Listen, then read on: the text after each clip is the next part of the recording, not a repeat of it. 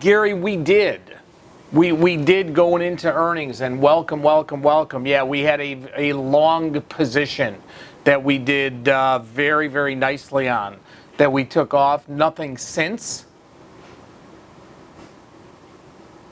But it's still on the list, though. You're very welcome. You're very welcome.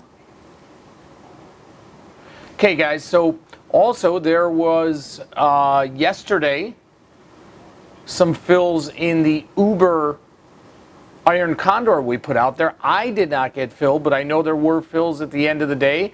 That's looking really good right now. We're going to let that stock just settle in and simmer a little bit. Obviously, with an Iron Condor, you have a put spread, you have a call spread. Stock has moved down to the put side of things, so that's where we will be managing the position.